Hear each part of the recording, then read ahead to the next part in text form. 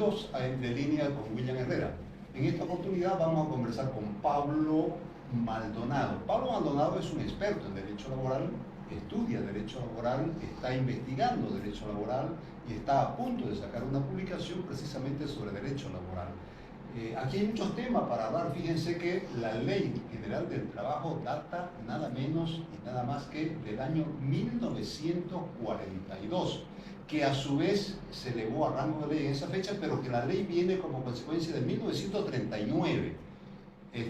Definitivamente, obviamente que ha tenido un montón de remiendos, por decirlo de alguna manera, en todo este tiempo, pero no hay un código como debería haber, y de estos temas son de los que vamos a hablar con Pablo Maldonado. Pablo, el hecho de que la ley tenga casi 80 años no es una buena noticia, ¿o sí? Estimado doctor, muchísimas gracias por la invitación previamente. Definitivamente no. Y ahí hay un punto muy interesante porque alguna vez yo tuve alguna de las eternas conversaciones de Facebook en la que alguien me decía que el hecho que tenga tantos años, al contrario, hablaba bien de la ley. Y la verdad es que no es así, porque siempre me quedo con una frase muy interesante de Milton Friedman que dice: no juzguemos a las políticas por sus intenciones, sino por sus resultados. Y efectivamente la ley laboral puede ser muy bien intencionada, pero los resultados es que si tenemos que revisar datos, con los pocos datos que ofrece Bolivia, pero la informalidad llegó al 90%. Entonces eso está diciendo muchas cosas. Nos está diciendo que la normativa que nos obliga a hacer determinados actos en materia laboral, por ahí está un poquito compleja y hace que tanto empleadores como trabajadores traten de eludirla y tengamos informalidad. El hecho de que tenga 80 años, claro, es un poco paradójico porque uno podría decir esto cosa de estabilidad, pero en la realidad no es así. No. O sea, hace una ley que no responde a la nueva realidad, sin duda. Yo creo, inclusive si vamos ya hasta un punto más ideológico, quizás no respondía a la realidad del tiempo en el que fue planteada. Bueno, efectivamente era una Bolivia muy distinta, bastante más primitiva, si lo podemos decir de una forma simple, pero de todas formas hay muchos conceptos que están superados. Claro, no solamente eso, sino que en su momento ya fueron debatidos en el pasado. No dejemos de lado que la ley tiene cierta connotación de índole marxista.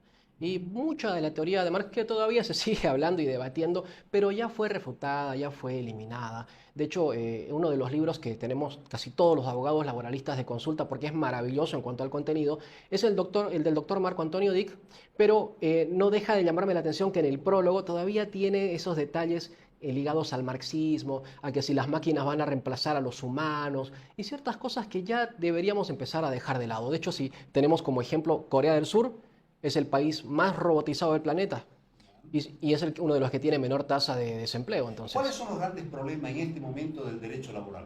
El primer problema es que los trabajadores, que es básicamente a quienes les afecta, no tienen en claro si realmente la ley les beneficia o no. Yo creo que ahorita los trabajadores están atravesando por un tema de decepción del Estado, porque muchos que tienen problemas con sus empleadores, porque quieren aplicar la ley del trabajo. O sea, la ley del trabajo le da un abanico inmenso de derechos y beneficios sociales que luego entraremos a detalles si son correctos o no. Pero eso es la ley. Entonces al trabajador le dicen: estos son tus derechos, anda a reclamarlos, vos tenés derechos, vos tenés que exigirlos. Independientemente que estén bien o mal, cuando va al Ministerio de Trabajo, bueno, tiene que sacar una ficha a las 5 de la mañana, a ver cuándo lo atienden, para cuándo es la audiencia, segunda, tercera audiencia. Al final, como el Ministerio de Trabajo, a Dios gracias, no tiene fuerza coercitiva, no puede obligar al empleador a que pague, y el trabajador se pasó un montón de días peregrinando por sus beneficios sociales y no los consigue.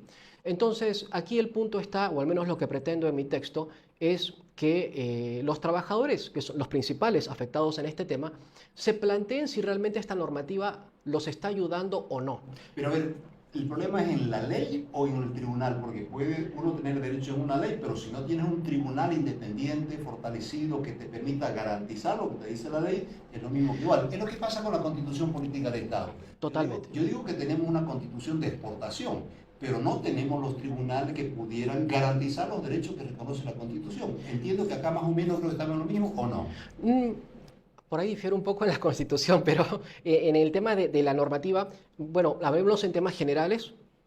La justicia boliviana es desastrosa en cualquier ámbito: laboral, civil, penal, ni qué se diga. Entonces, por ejemplo, en materia laboral, el gran problema que enfrentan los trabajadores principalmente, y obviamente los empleadores también, es que un juicio en primera instancia, hasta la sentencia inicial, puede durar hasta 4 años.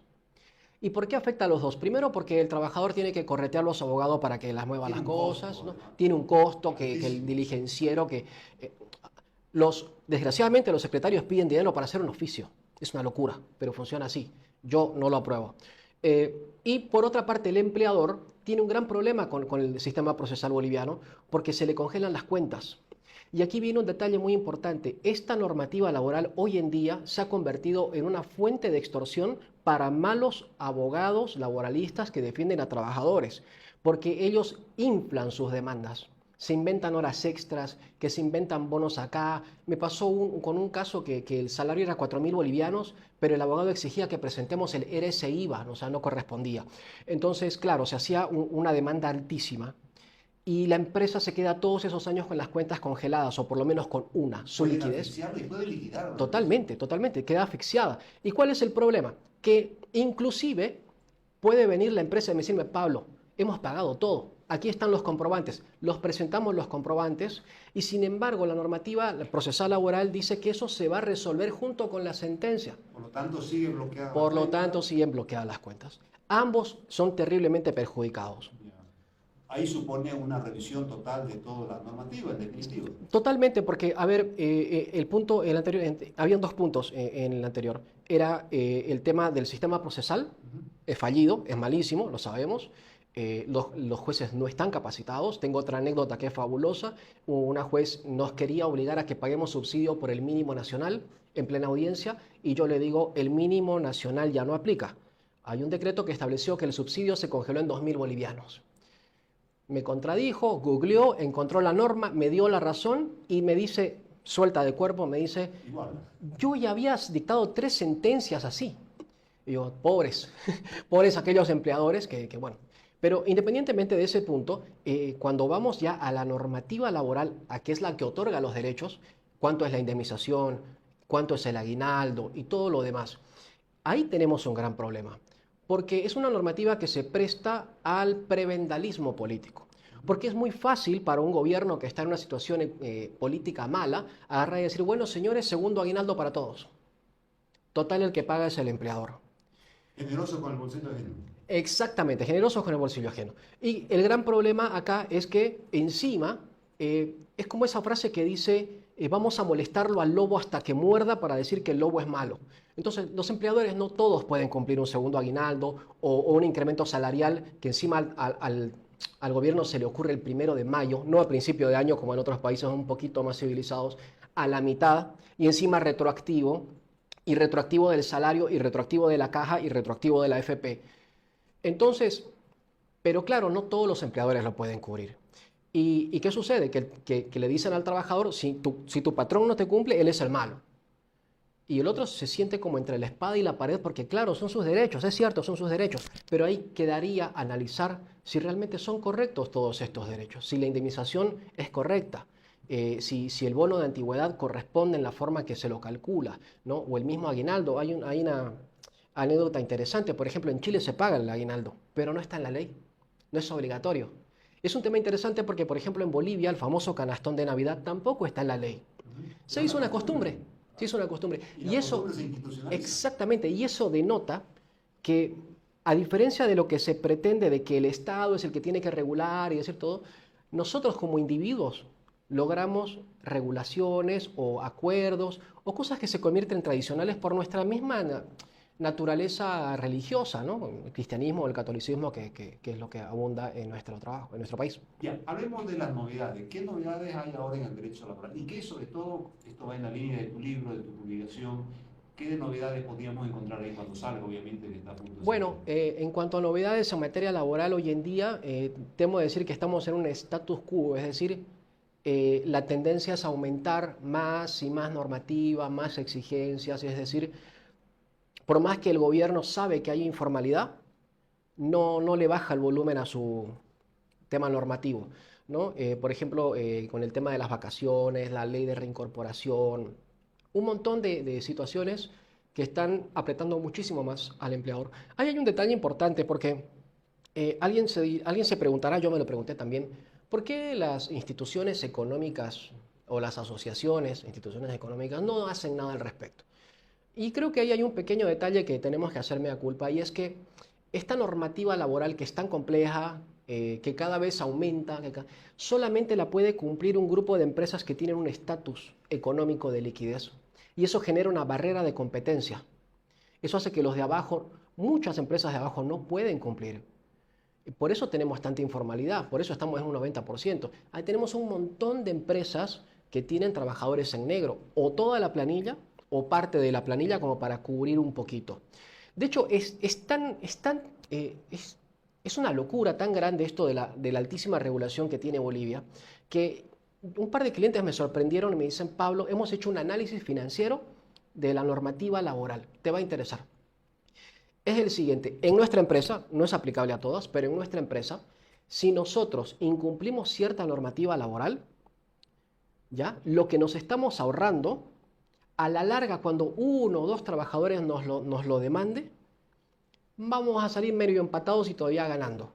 Y la probabilidad que todos los trabajadores nos demanden es imposible, porque todos tenemos una buena relación. O sea, normalmente el juicio tiene un poquito de carga de odio, de bronca, o que me trataron mal y me voy a vengar con un juicio. Muchos trabajadores por ahí sí se les ha vulnerado sus derechos, pero los han tratado tan bien, les han cumplido tan bien con el sueldo, les han dado un préstamo, cosas así, digamos ya de índole de buen trato personal, que ninguno va a ir a un juicio. Entonces, es increíble cómo la cantidad de normas que regulan y sofocan a la empresa ha llegado a un límite en que estar en negro resulta ser más económico que cubrir con toda la planilla. Estamos ligando la informalidad a la empresa. Sí, totalmente. Y hay un detalle que estos días estuve analizando y creo que es importante que lo tengamos en cuenta. No quiero ser un poquito paranoico con las ideas que puedan tener los gobernantes, pero no me resultaría descabellado. Yo me preguntaba, está bien que el Estado no tiene, digamos, tanta facilidad para ir a fiscalizar a las empresas en el Ministerio de Trabajo, menos mal, espero que nunca lo tengan, como por ejemplo sí tiene impuestos nacionales, ¿no? Que van de dos en dos por las calles, todo el tiempo nos encontramos que hay impuestos visitando negocios. El Ministerio de Trabajo no lo tiene, por suerte. Pero digo, por ahí podrían hacer algo, no es que yo lo estoy invocando, pero entendiendo la mentalidad de ellos, pero ¿por qué no lo hacen? Me di cuenta que al Estado o a los gobernantes les conviene esta informalidad. ¿Por qué? Cuando yo tengo a mis trabajadores en negro, no los tengo en planilla. Si no los tengo en planilla, no los tengo en mi balance. Si no los tengo en mi balance, no son egreso. Si no son egreso, pago más IUE. El Estado se está beneficiando de una masa inmensa de impuestos a las utilidades de las empresas, de un dinero que las empresas no lo tienen en su caja, porque han pagado 12 salarios, porque han pagado aguinaldo, pero no lo pueden representar en sus balances, porque no están en planilla muchos de sus trabajadores. Entonces, lo que se están ahorrando, digamos, ahí, y no están pagando caja o AFP, y hay muchísimos trabajadores lo exigen, ojo. Es una pregunta muy frecuente. Pablo, mi trabajador, me dijo que no quiere que le descuente AFP, que no le descuente nada, que no quiere caja, quiere su sueldo íntegro, necesita su platita íntegra. Y si esa persona que me hace la consulta lo tiene todo en regla, pero fantásticamente en regla, le diga, no puede, desgraciadamente no puede. Porque hay tanta presión normativa que otra de las salvajadas que le llamo yo es que, por ejemplo, un empleador que no hace los aportes a la AFP está cometiendo un delito que se llama apropiación indebida de aportes y además que tiene una pena de 5 a 10 años. Me corregirá algún penalista, pero creo que si me dan la mínima, no voy a mi casa, voy a Palmasola, ¿no es cierto? Entonces, a ese nivel llega la presión. Y el punto al que iba es ese. Yo creo que al gobierno le sirve tanta informalidad porque está cobrando impuesto a las utilidades que de otra manera no lo percibiría. Porque si estuviesen todos en planilla, porque la informalidad baja, ya sea porque a todas las empresas se les ocurra ponerse en blanco, imposible, o porque venga una flexibilización laboral más o menos como la que proponemos desde el punto de vista liberal y haga que los trabajadores puedan entrar en planilla, ese IUE desaparece para el Estado, ese ingreso se les baja. ¿Y por qué es importante lograr más formalidad? Porque los trabajadores que están en negro no tienen acceso a crédito. De paso, entre otras. Claro, no pueden crecer. No tienen seguro, no tienen una serie de Exactamente. digamos, Independientemente que yo proponga que el seguro sea libre, ya. ¿no? Porque justamente, ¿qué es lo que hace que la caja de salud tenga una atención tan mala? Porque es deficiente. No conozco ninguna persona que me haya dicho, me fue fantástico en la caja de salud.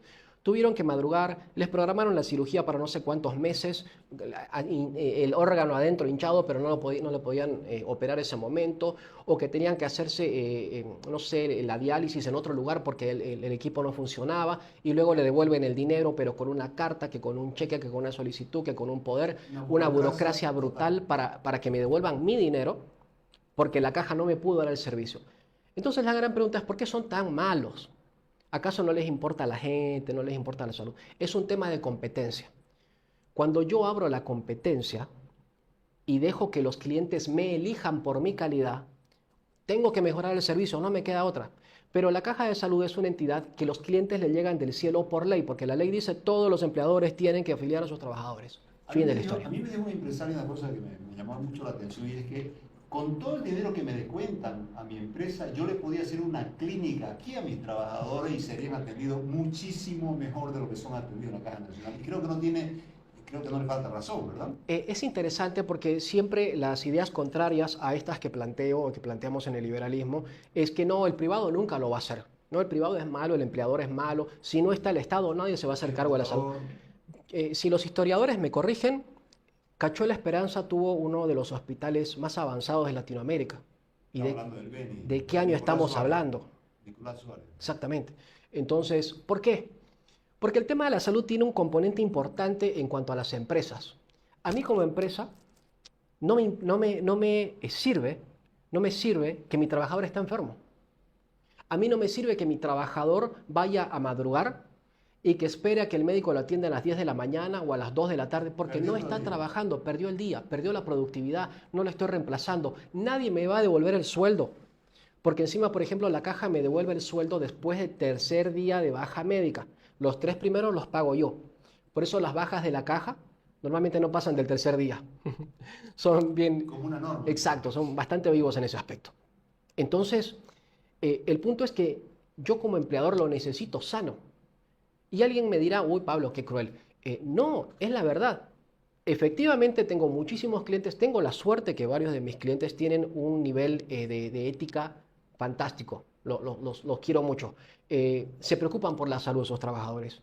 Y ese es el motivo por el cual muchísimas empresas que tienen la liquidez y la solvencia necesaria, además de pagar la caja de salud o la petrolera o la que les toque, pagan un seguro privado para que se vayan a clínicas privadas de alto nivel que tenemos en Santa Cruz, muy buenas, porque los atienden inmediatamente, porque los atienden con altísima calidad, de forma eficaz, con una sonrisa, porque encima saber que yo estoy enfermo y que la persona que me atienda en el servicio estatal, público, semiprivado, que es la caja de salud, con un humor deplorable, eso sí ya se le acabóse. Ya. ¿Qué opinas, Pablo, de la flexibilización laboral? Bueno, a ver, ¿y en qué consiste? A ver, vamos por ahí, vamos por el concepto. bien, me voy a enfocar básicamente en lo que estoy planteando en mi libro. Ahora, básicamente, en términos simples es, cortemos un poquito la rigidez normativa y lo hagamos flexible, ¿no? Que cada quien pueda determinar. ¿Trabajo por hora, por ejemplo? ¿Perdón? ¿Trabajo por hora, por ejemplo? Eso sería una maravilla. Eso sería una maravilla. Se hace en todas partes del mundo. Sí, no es que no se aplique tanto en Bolivia, solo que en Bolivia hay ciertas restricciones. Por ejemplo, a mí la ley laboral boliviana, a pesar de ser tan antigua, sí me permite contratar medio tiempo, porque no tengo ninguna restricción. Y aplicaríamos el 14 de la Constitución Política del Estado, parágrafo 4, principio de legalidad. Si no estoy prohibido, lo puedo hacer. Pero el problema choca con la burocracia de la Caja de Salud y la AFP, bueno, la gestora ahora, o la gastora, como me gusta llamarle, porque ellos exigen que yo haga aportes solo por un salario mínimo. Y si yo a mi trabajador le pago un salario mínimo, pero viene 4 horas, le tengo que pagar la mitad. Y aquí el problema es que yo voy a tener que poner de mi bolsillo el otro 50%, exactamente la diferencia.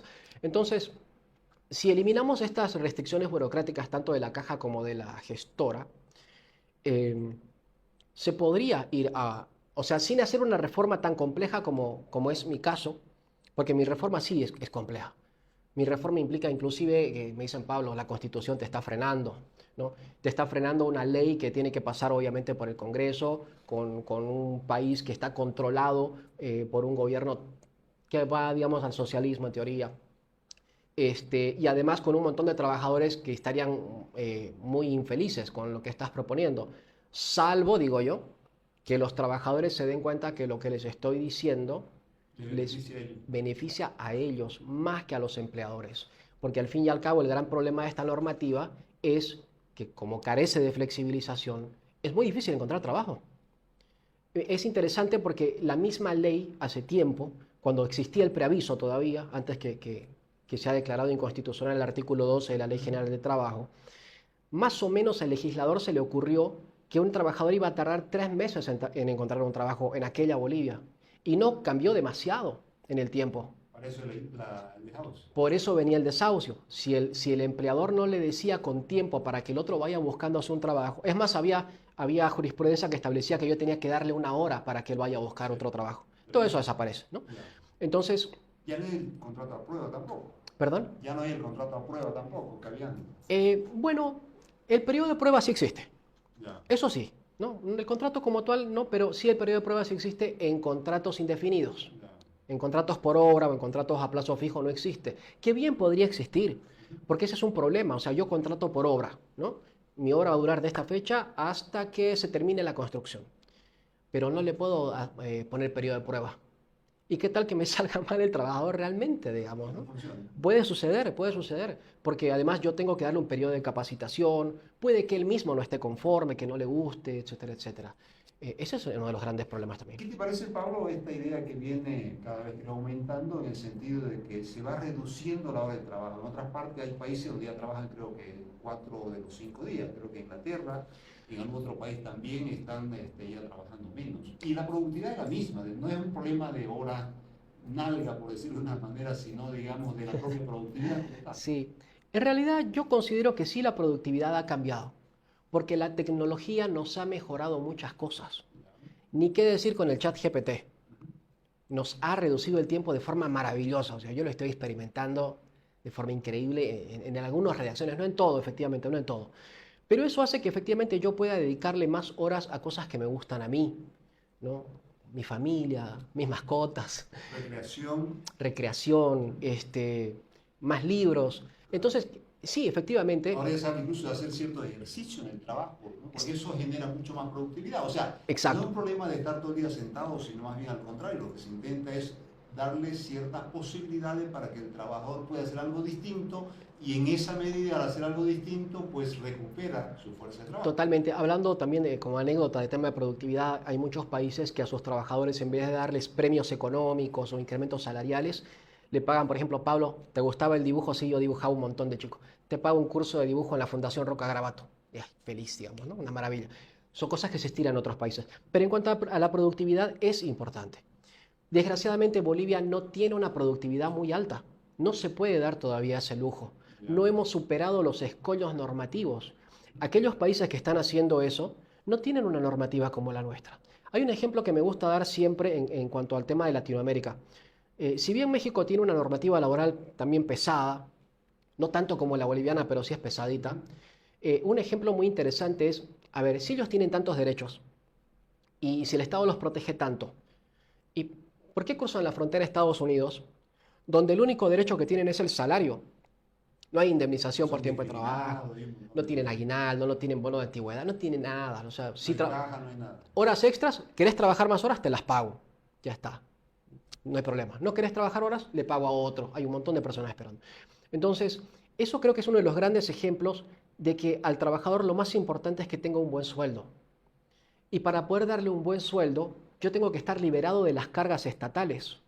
Porque las cargas estatales en Bolivia no solamente implican que yo por cada salario, mínimamente, si quiero estar en blanco, voy a pagar un 33,37% por encima del sueldo. Dinero que tranquilamente se lo podría dar al bolsillo del trabajador de forma directa, ¿no? O sea, el dinero está, pero lo estamos repartiendo mal. Tanto que les gusta la redistribución de la riqueza. Tanto que les gusta la redistribución de la riqueza y todo lo demás, lo están haciendo muy mal.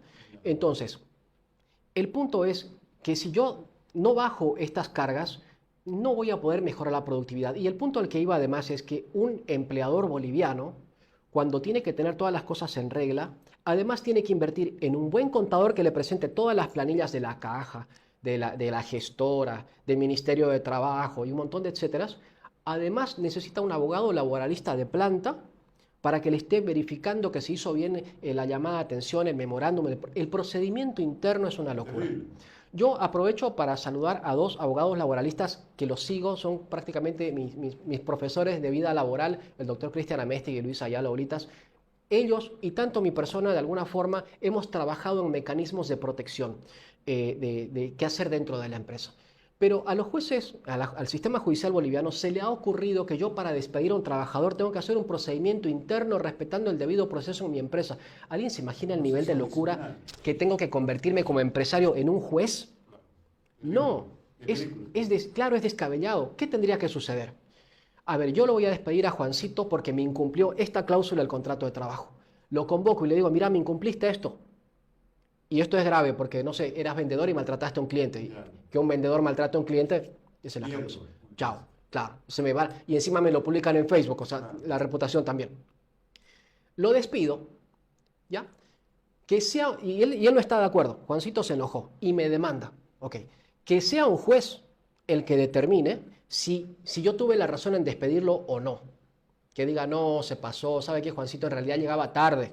No era que maltrataba a los empleadores. Usted no me demostró el maltrato, ¿no? Y si había maltrato, sí, lo demostró. Tiene toda la razón en despedirlo. No, lo que están diciendo los jueces actualmente es que, no, usted tiene que demostrarme que hizo un procedimiento interno dentro de su empresa de respetando el debido proceso para despedirlo. Es una locura. Y la inversión de la prueba y tantas otras cosas más que suceden en el camino. Tengo que producir. Claro. Pablo, se nos va el tiempo. Una pregunta más. ¿La tecnología nos humaniza o nos deshumaniza? No, yo creo que partamos de que la tecnología solamente nace de nosotros. Y lo que hagamos nosotros, los humanos, en tanto no dañe al prójimo, no puede deshumanizar.